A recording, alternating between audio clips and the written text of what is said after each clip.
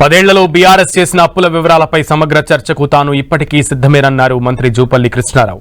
మాజీ మంత్రి హరీష్ రావు కేటీఆర్లకు మరోసారి సవాల్ విసిరారు.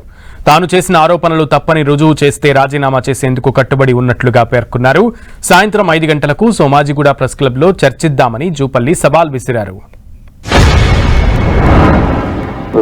తెలంగాణ భవన్లో పెట్టేసి రాలేదు పారిపోయిన మాట్లాడింది. క్వశ్చన్ అది కాదు.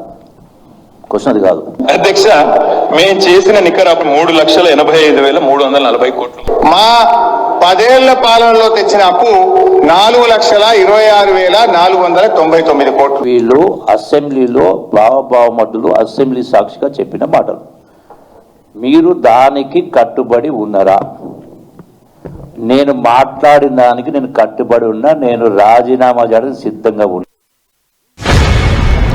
సరే, కేటీఆర్ 3,50,000 కోట్లు పెట్టుబడి చెప్పిండు. హరీష్ రావు 4 లక్షల చిల్లర చెప్పిండు. దీనికి మీరు కట్టుబడి ఉన్నారా? నేను చెప్పిన దానికి నేను కట్టుబడి ఉన్నా. నేను రాజీనామా సిద్ధం ఉన్నా. ఈ రోజు కూడా నేను రమ్మంటే ఈ రోజు కూడా సోమాజిగూడ ప్రెస్ క్లబ్ వస్తా. నేను కట్టుబడి ఉన్నా. ఎందుకు అంటున్నా? టైం చెప్పమంటే 4 గంటలుగా 5 గంటలకు ఫైన్. 5ంటికి నేను వస్తా. మీరు దీనికి సిద్ధం. మీరు ముందు చెప్పాలా? ఏమని చెప్పాలి? 5 గంటలకు మేము వస్తున్నామని చెప్పండి. నేను రుజువు చేస్తే మీరేం చేస్తారు? నేను రుజువు చేయలేకపోతే నేను రాజీనామా చేస్తానా? మీరేం చేస్తారు చెప్పండి. పౌరుషం ఉందా, రోషం ఉందా, సిగ్గుందా, సర ఉందా, చీము రక్తాన్ని మాట్లాడారు. మిస్టర్ హరీష్ రావు, కేటీఆర్ ఇవాళ ఇది మాట్లాడుతున్నారు.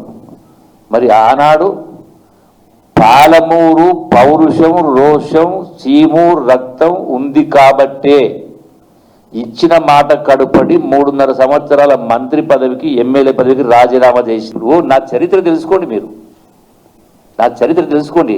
నేను ఏదో ఆషామాషిగా మీదగా పూటకో మాట అబద్ధాలు మాట్లాడి వ్యవహారం చేసుకోవడానికి కాదు.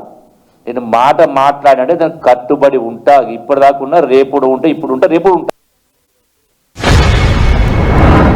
మీ దగ్గర అడ్డగోలుగా సంపాదించే కార్యక్రమం చేసింది. నేను చెప్తున్న కబద్దారు చెప్తాను ఇంకోసారి.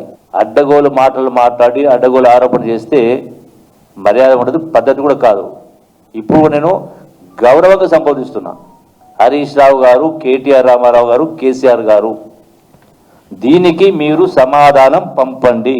సాయంకాలం 5 గంటలకు నేను అక్కడికి కూడా వస్తా చెప్తున్నా.